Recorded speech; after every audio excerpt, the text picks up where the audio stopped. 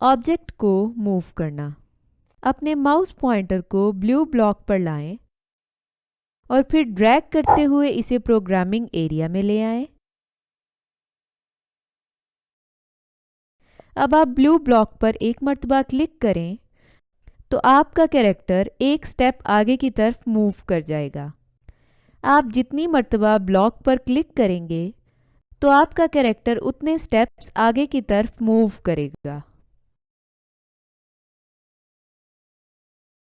Additional tips. इसी तरीके से आप बाकी ब्लॉक्स को भी ड्रैग करके प्रोग्रामिंग एरिया में ला सकते हैं।